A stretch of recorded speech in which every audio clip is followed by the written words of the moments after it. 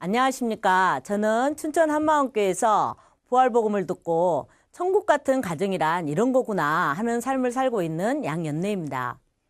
저는 남편을 들들 볶던 여자였는데 복음으로 어떻게 변화되었는지 나누고자 합니다. 저희 가정은 예수를 믿는 사람이 한 명도 없는 데다가 아버지가 술주정이 심하셨습니다. 술만 드시면 자식들을 밖으로 내쫓아불던지 아니면 무릎을 꿇지 앉혀놓고 잔소리를 하시는데 새벽까지 하시는 겁니다. 그것보다도 더 힘든 것은 벌을 세우시는데 화장실 앞에서 손을 들고 서 있으라고 하시는 겁니다. 화장실이라고 하는데 뭐 지금 같은 그런 화장실이 아니고요. 변소라고 그 마당에 있는 냄새가 지독하게 납니다. 여기에서 손 들고 서 있어 이렇게 하시고는 주무셔버리는 겁니다. 그러면 팔은 아프죠. 냄새는 나죠. 제발 좀 엄마가 끼어들으셔가지고 야 이제 됐으니 그냥 들어와버려라 이렇게 하면 좋겠는데 그렇게 했다가는 나중에 이제 술이 깨시고는 누가 그렇게 들어오라겠냐며 또 난리를 치시니까 이러지도 못하고 저러지도 못하는 그런 상황이 많았습니다. 이런 환경에서 자라다 보니까 이 남자라면 아주 속에서 치를 떨면서 복수를 결심하곤 했습니다. 이 학창시절에 남녀공학을 다녔는데요. 남학생들이 저를 좋아한다는 이런 소리만 들려도 막 너무 기분이 나빴습니다. 감히 나를 다 좋아하다니. 제가 얼굴은 또 한 얼굴 했거든요. 대개 여학생들은 이렇게 어두컴컴한 골목길에서 막 남학생들이 따라오면 어머 어떡해 막 이렇게 해야 되는데 저는 너는 오늘 잘 만났다 너 오늘 제삿날이다 막 이렇게 하고는 뒤로 딱 따라 붙으면 뒤로 확 돌아서 왜 따라와 막 이렇게 악을 써버리면 막 남학생은 기겁을 하고 막 도망을 갑니다. 그러면 뭐 쫓아가면서 막 막 이렇게 하고 이렇게 해대니 어떤 남학생도 저를 따라오지를 못했습니다. 지금도 동창회를 가면 남자들은 제 앞에 앉지를 않습니다. 저는 항상 손에 바늘을 들고 다녔습니다. 이 포장마차에서 술을 마시고 있는 그 남자들 가운데를 찔러야 됩니다. 이 가해를 찔러버리면 빨리 뛰쳐나올 수 있으니까 가운데를 찌르면 안에서 난리가 납니다. 아 누가 찔렀어 뭐야 막 우당탕 난리가 나는데 그때 철칙은 절대 도망을 가면 안 됩니다. 혹시 나오더라도 설마 저 아리따운 가늘가늘한 여학생이 그때 45kg였습니다. 그런 미친 짓을 하고 다녔겠나 하면서 이 한 번도 들키지를 않았습니다. 그때 별명은 백설공주였습니다. 백만인이 설설기는 공포의 주둥아리. 제가 행동은 그렇게 하고 다녔어도 공부는 그럭저럭 해서 대학은 가게 됐는데 부모님들이 취직이 잘 되라고 간호학과를 가라고 하는 겁니다. 제 적성하고는 전혀 맞지도 않은 과였습니다. 대학은 진리를 탐구하는 곳이라고 하는데 도대체 진리가 뭘까 하고 고민을 많이 했습니다. 그때 한 선교단체 언니하고 성경 공부를 하는데 요한복음 14장 6절에 예수님이 진리라는 겁니다. 예수께서 가라사대 내가 곧 길이요 진리요 생명이니. 이 예수님이 내 죄를 위해서 십자가에서 죽으셨다는 겁니다. 이 말씀을 읽는데 눈이 확 트이더라고요. 아 그러면 이 예수님을 위해서 내 일생을 불태워야지. 불꽃을 피우리라 막 이런 열정을 가지고 모든 시간을 성경을 공부하고 뭐 암송하고 교제하고 전도하고 하는 신앙훈련에 올인을 했습니다. 남편도 저와 같은 선교 단체의 형제였는데요. 하루는 리더가 나를 부르더니 어떤 형제가 나하고 결혼을 하고 싶다고 기도를 하고 있다고 그러더라고요. 아 이건 또 뭐야. 저는 결혼에 대해서 요만큼도 생각해 본 적이 없습니다. 저희 부모님이 어떻게 사신 걸 제가 다 봤잖아요. 아, 이 형제가 여자 보는 눈이 있기는 있는 것 같은데 나를 어떻게 감당하려고 그런 인생 쪽날리를 하려고 하나. 근데 참 누구냐 도대체 주님 누굽니까 하고 기도를 하는데 이 형제 얼굴이 선명하게 보이는 겁니다. 얼마나 깜짝 놀랐겠어요. 제가 평소에 귀순용사라고 막 놀려먹고 다니는 형제였습니다. 그래도 너무나 주님 뜻이 분명하니까 순종하는 마음으로 결혼을 하게 되었습니다. 다행히 이 형제도 선교사로 헌신을 한 형제였어요. 그래서 우리는 결혼 후에 이 선교사로 나가려고 척척 준비를 했습니다. 이 의과대학을 졸업한 이 남편은 선교사로 나가려고 일부러 가정의학과 수련까지 받았습니다. 저도 하던 보건교사를 그만두고 새 아이들과 함께 드디어 선교지로 나갔습니다. 근데 선교지에서는 이 사는 것 자체가 너무 힘들잖아요. 언어 배워야죠. 현지 적응을 해야죠. 또 애들은 아직 어리죠. 현지인 보모에게 애들을 맡기고 자전거를 타고 1시간 반, 왕복으로 3시간이나 이 언어를 배우고 다니고 그랬습니다. 이렇게 고생하는 것은 선교사로서 마땅하다고 생각했습니다. 근데 정작 힘든 것은 남편과 의견 차이였습니다. 한국에서는 서로 일이 바빠서 얼굴 볼 시간도 별로 없었는데 선교지에서 하루 종일 함께 하자니 그 물건은 도대체 왜 샀냐, 애들한테는 도대체 왜 그러냐, 이 집안 좀 치워라, 이렇게 사사건건 부딪히는데 정말 미치겠더라고요. 이 너무 화가 나서 멱살을 잡기도 하고 제가 멱살을 잡았습니다. 그 다음 길거리에서 옆차기로 2단 옆차기로 내질리기도 했습니다. 지금 생각해보면 아무것도 아닌 일에 무지하게 싸우댔습니다. 저희 집이 약간 외곽이었는데 버스를 타고 가다가 인력거를 타야 됩니다. 인력거는 탈 때마다 흥정을 해야 됩니다. 평소에는 이원이면 타는 인력거를 남편한테 흥정을 하라고 하면 3원을 부르는 겁니다. 그러면 무슨 값도 제대로 못 깎냐, 저러니 지대로 하는 게 없다. 내가 저 인간을 믿고 어떻게 사나. 그러니 우리를 봉으로 알지, 이러면서 쏘아대곤 했습니다. 솔직히 이론이면 한국 돈으로 150원 차이가 납니다. 이 150원을 가지고 남편을 잡아먹으려고 으르렁거린 겁니다. 선교 헌금이니까 아껴 써야 되잖아요. 아무것도 아닌 일에 이렇게 싸워대고 자녀들하고도 갈등을 일으키면 항상 자녀 편을 들고 남편을 무시하곤 했습니다. 남편도 무지 힘들었겠죠? 이러고 있는데 이 사스라는 전염병이 전 세계에 번진 겁니다. 저희는 이 제일 사스가 심한 도시에서 살았고 남편은 병원에 근무하고 있었습니다. 그 병원에서도 직원이 3명이나 사스에 걸려가지고 큰 병원으로 옮겼다는 겁니다. 그런데도 사태가 심각한데 병원에서는 마스크 하나도 주지도 않으면서 이 환자만 계속 보라고 했다고 이 현지인 의사들이 반발을 했다는 겁니다. 이 소식을 딱 듣는데 이건 아니다 싶었습니다. 여차하면 여기 있다가 전염병에 걸려가지고 전 가족이 죽겠구나 이런 생각이 든 겁니다. 그렇지 않아도 선교회에서는 너무 위험하니까 빨리 귀국을 해라 이렇게 했는데 저희들이 안 가고 버티고 있었거든요. 이 하나님한테 너무 서운한 겁니다. 여기 오려고 그렇게 고생을 하고 저는 정말 토마스 선교사처럼 성경을 전달하면서 장엄하게 죽으려고 그랬는데 전염병으로 죽으라니요 하면서 하나님한테 원망하는 마음이 생겼습니다. 더 이상 있을 이유가 없을 것 같아서 보따리를 싸서 귀국하기로 결정을 했습니다. 처음으로 신속하게 부부 의견 일치를 본 겁니다. 남편은 제가 안 간다고 버틸 줄 알았다네요. 근데 정말 이 죽는 것이 너무 두려운 겁니다. 그렇게 죽기는 싫더라고요. 이 마지막 비행기를 타야 되는데 이 막내가 열이 나는 겁니다. 그때는 열이 나면 비행기를 탈 수가 없었습니다. 해열제 먹여 해가지고 해열제를 먹여가면서 이 비행기 타고 겨우 빠져나왔습니다.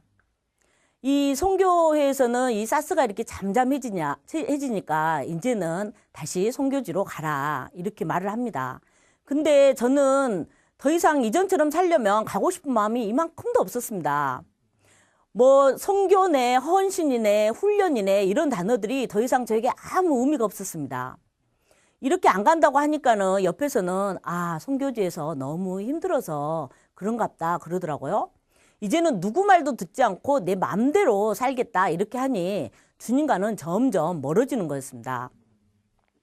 도대체 선교사로 왜 갔지? 분명히 갈 때 죽으면 죽으리라 하고 갔는데 죽을래? 그러니까 아이고 무서워 하고 왜 도망을 쳤을까? 이런 의문은 해결하지도 못한 채 먹고 살아야 하니까 은행에서 거액의 대출을 해서 병원을 개업하게 되었습니다. 그러니까 마음이 더 급해졌죠. 빚을 빨리 갚아야 되잖아요. 날마다 가서 남편을 들들 볶았습니다. 환자한테 좀 친절하게 좀 대라. 응? 물품 관리가 왜 이러냐. 직원 관리는 왜 있다냐 막 이러면서 막 감독자처럼 막 이렇게 하니까 남편이 너무 화가 나가지고 그냥 네가 원장 해보라라 이렇게 막 화를 내는 겁니다. 제가 남편보다 더 지혜롭고 더 계산도 빠르니까 제 말만 들으면 빨리 빚을 갚을 거라고 확신을 했습니다. 너무 다툼이 심해지니까 같이 못 살겠더라고요. 그래도 명색에 믿는 사람들인데 이혼을 하면 안 되잖아요. 그러니까 30년만 참자. 둘 중에 하나가 죽으면 편한 날도 있겠지. 그놈은 반드시 죽는다. 뭐 이런 말이 굉장히 소망이 되었습니다. 에베소서 5장에 보면 남편을 경외하고 죽게 하듯 하라 이렇게 써 있습니다. 아니 지금이 무슨 조선시대도 아니고 무슨 이 말도 안 되는 구절은 왜 거기에 있는 건지 정말 이해가 되지 않고 도저히 죽어도 아멘을 할 수가 없는 겁니다. 나를 그렇게나 힘들게 하는 이 남편을 경외하라뇨. 주님 같으면 하겠습니까? 뭐 이러면서 이 구절만 면도칼로 딱 잘라가지고 쓰레기통에 딱 버려버리고 싶었습니다. 이 매사에 이 남편 때문에 내가 너무 힘들었고 자녀들의 모든 문제도 이 남편 때문에 생긴 거라면서 입만 열면 어휴 그 인간 막 이렇게 해대니 이 남편을 아는 어떤 사람이 안부를 물으면서 그 인간은 잘 계십니까? 뭐 이렇게 할 정도였습니다. 이러고 있는데 회의에서 목사 사모를 하고 있는 친구가 왔다고 그래서 만나봤더니 우울증에 걸린 겁니다. 근데 상태가 심각했습니다. 제가 아는 정신과 원장님을 소개시켜 주었습니다. 우울증이 그렇게 빨리 낫는 병이 아니잖아요. 근데 얼마 지나지도 않아서 이 친구가 전화가 왔는데 자기 병이 다 나았다고 목소리가 완전히 변해 있는 겁니다. 그래? 그럼 빨리 와봐. 그래가지고 그 이전에 보였던 원장님한테 다시 갔더니 기적이 일어났다고 그러더라고요. 이 친구 말이 춘천 한마음교회에서 함께 새벽 기도를 하면서 믿음 점검하고 또 부활하신 예수님을 주인으로 이렇게 믿으니까 자기 병이 다 나았다는 겁니다. 이 거짓말이 아닌 것이 이 친구 얼굴이 기쁨이 충만해져 있는 겁니다. 그런데 또 얼마 후에 이 친구한테 전화가 와가지고 이 춘천 한마음교회에서 수련회가 있으니까 너가 꼭 참석하면 좋겠다고 간곡하게 권면을 하는 겁니다. 제가 속한 선교회에서 하는 모임 아니면 어떤 데도 참석하지 않는다는 것을 이 친구가 너무나 잘 아는데 그런 전화를 한 겁니다. 저는 무슨 우울증도 낫게 하는 신유 집회인 줄 알고 그저 별 의미 없이 그래 갈게 하고 그렇게 감화했습니다. 뭐 아픈 사람 병을 낫게 하는 대단한 집회인 줄 알았더니 목사님께서 칠판에 동그라미 3개를 그리시더니 천국, 지옥, 이 세상 이렇게 그리시고는 이 천국인 하늘나라에서 계시는 이 성부, 성자, 성령 하나님 중에 이 성자 하나님이신 예수 그리스도께서 인간의 모습으로 이 어두운 세상에 오셔서 성경대로 죽으시고 성경대로 다시 살아나셨다. 이 부활은 이 예수님의 하나님인 증거이기 때문에 이 증거를 통해서 믿어야 한다고 강조를 하셨습니다. 그리고 우리가 진정으로 회개해야 할 죄는 요한복음 16장 9절 이 바로 예수님을 믿지 않는 죄라고 복음을 선포하셨습니다. 아니 무슨 안전뱅이가 막 일어나고 막 대단한 집회인 줄 알았더니 내가 다 알고 있는 이 말씀이 딱 선포되는 걸 보면서 조금 어이가 없었습니다. 그래서 어쩐다고. 내가 이미 다 알고 있고 또 내가 말씀까지 다 알고 있고 선교사까지 갔다 왔는데 그것도 모르겠어? 전도는 얼마나 많이 했는데 도대체 이 초보적인 말씀을 왜 전하시는 거야? 아니 저거 들으러 여기까지 오라 했나? 이렇게 하고 만 겁니다. 근데 제 옆에 춘천 한마음교회 그 한 자매가 앉아서 말씀이 끝나면 오늘 말씀 어떠셨어요? 이렇게 물어보는 겁니다. 그러면 저는 네 복음이네요. 감동입니다. 이렇게 말을 했지만 진짜는 감동 하나도 안 했거든요. 이 자매 눈이 좀 커가지고 눈물이 그렁그렁 해가지고 저를 이렇게 쳐다보는데 오메 이 짠한 영혼 어찌했을까 이런 눈빛으로 저를 쳐다보는 겁니다. 기분이 진짜 안 좋더라고요. 근데 이 한마음교회 교인들 얼굴을 보니 이 감동과 확신과 내게는 없는 뭔가가 있는 겁니다. 도대체 저 사람들은 뭐고 나는 뭔가 차이가 있기는 있는 것 같은데 뭔지는 모르겠는 겁니다. 답답해지더라고요. 그러면 기도를 한번 해보자. 주님은 분명히 아시겠지. 이러면서 수련회 마지막 날 밤인데 정말 간절히 기도를 했습니다. 제가 원래 통성 기도를 안 하는 사람입니다. 어떻게 이 조신한 여자가 악을 빡빡 쓰면서 기도를 하겠습니까? 근데 그날은 너무 급하니까 막 울부짖으면서 기도를 했습니다. 주님, 뭡니까? 저 사람들이 믿는 복음과 내가 믿는 것과는 뭐가 다른 겁니까? 주님 가르쳐 주셔야 되겠습니다. 주님 알려주세요 하고 정말 울부짖다시피 하면서 간절하게 기도를 드렸습니다. 주님께서 옷을 찢지 말고 마음을 찢어라. 이렇게 음성을 들려주신 겁니다. 내 마음이 쿵 내려앉았습니다. 지금까지 제 신앙생활이 옷만 찢는 신앙생활을 했다고 하셨습니다. 마음 중심으로는 주인으로 믿지도 않으면서 입술로만 주여 주여 한 겁니다. 마음은 어떻게 찢습니까? 주님, 마음을 찢겠습니다. 하고 막 기도를 하는데 마음을 찢는 것이란 바로 이 믿지 않는 죄를 회개하고 부활하신 예수님을 주인으로 믿는 것이라고 하셨습니다. 그동안 왜 그렇게 힘들었는지 다 깨달아졌습니다. 이 부활하심으로 하나님 이것이 실제 증명이 됐는데도 내가 여전히 주인이 되어서 이 남편을 조종하려고 한 겁니다. 부활은 죽음을 이긴 어마어마한 사건이었는데 그것을 믿지 않으니 송교주에서 전염병으로 죽을까 봐 도망을 친 겁니다. 내가 만일 내 입으로 예수를 주로 시인하며 또 하나님께서 그를 죽은 자 가운데서 다시 살리신 것을 내 마음에 믿으면 구원을 얻으리니. 아멘. 내가 믿지 않는 자였구나.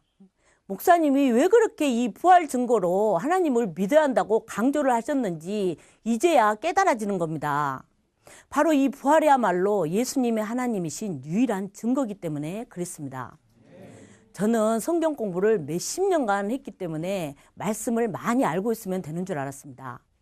내 것이 어디 있다고 내 것을 다 들여서 헌신을 다 했으니 됐다고 생각을 했습니다. 이 목에 칼이 들어와도 죽어도 이 구원을 받았다는 확신이 강한 이 신념이 있으면 되는 줄 알았습니다. 근데 이 죽음 앞에서 바들바들 떨면서 도망을 친 것을 보니 나는 믿고 있지 않았고 그저 지식과 신념으로 알고 있을 뿐이었다는 것이 드러난 겁니다. 그러면서도 믿고 있는 거라며 나보고 어쩌란 거냐고 쌩떼를 쓰고 있었습니다. 주님, 회개합니다. 내가 주인된 이 믿지 않는 죄를 용서하소서 하고 눈물의 회개 기도를 드렸습니다. 남편에게 얼마나 미안하던지요. 난생 처음으로 남편 손을 잡으면서 그동안 너무 힘들게 한 거 정말 용서해달라고 중심으로 잘못을 빌었습니다. 일개 왕의 명령에도 토를 달면 죽음인데 저런 남편을 어떻게 경외하냐며 하나님한테 삿대질을 해댄 겁니다. 이 부활이 실제 사건으로 내 마음에 확증이 되니 그동안 죽어도 아멘 할 수 없었던 남편을 경외하고 죽게 하듯 하라. 이 말씀에 아멘이 되는 겁니다. 저희 남편은 깜짝 놀랐습니다. 이 여자가 이상한 행동을 하니까요. 복음이 사람을 변하기도 하는구나 하면서 깜짝 놀랐지만 지가 얼마나 간가 보자 했다 합니다.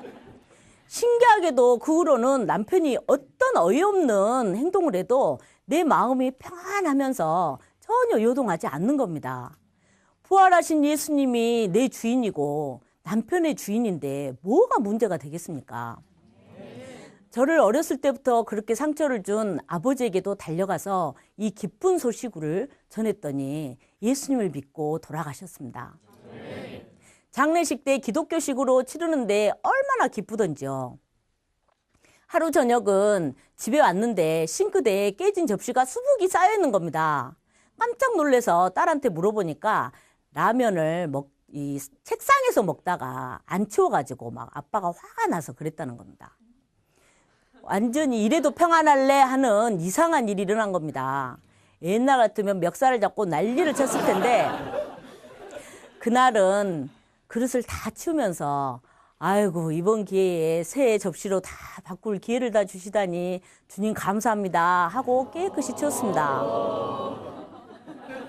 정작 불안한 것은 남편입니다. 이 마누라가 너무 조용한 겁니다. 그 다음날 내가 왜 접시를 다 깼는지 알아? 하고 물어보더라고요. 아유, 무슨 깰 만한 이유가 있으니까 깼겠죠 뭐 하면서 전혀 문제를 삼지 않았습니다. 제가 이렇게 변하니 남편도 서서히 변하면서 저를 믿어주더라고요.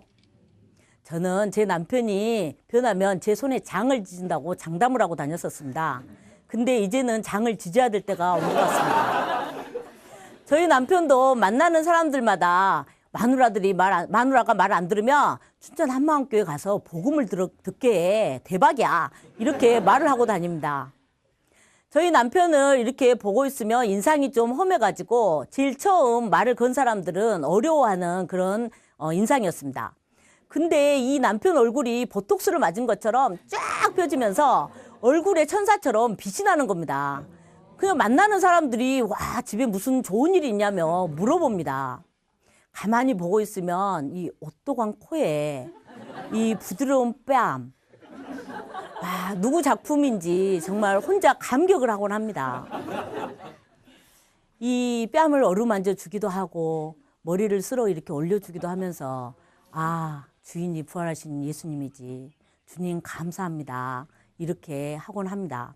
아침에 출근할 때 뽀뽀를 쫙 해주고요. 예수 부활! 이렇게 하고 출근을 합니다. 전화를 통화할 때도 우리 남편이 부르면 야, 우리 주인님이 부른다. 끊을게. 하고 달려갑니다. 내가 필요할 땐 나를 불러줘. 언제든지 달려갈게. 아싸. 네, 부활입니다. 보이는 남편한테 하는 것이 보이지 않는 주님께 하는 것이라는 것을 깨달았습니다.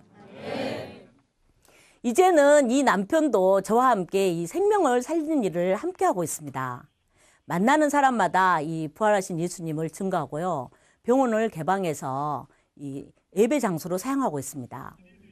부활하신 주님을 주인으로 삼으니 이 남편을 잡아먹으려고 했던 이 여자가 남편을 경외하는 현숙한 아내로 바뀌었습니다. 한 공간에 있기도 힘들어서 숨이 턱턱 막히던 평생 왼수 부부였는데 닭살 부부가 되어 사랑으로 표현을 해대는 기적이 일어났습니다. 이 세상에 있는 모든 가정이 이 부활의 기쁜 소식으로 주인을 바꿔서 천국 같은 가정이 되길 간절히 소망합니다. 감사합니다.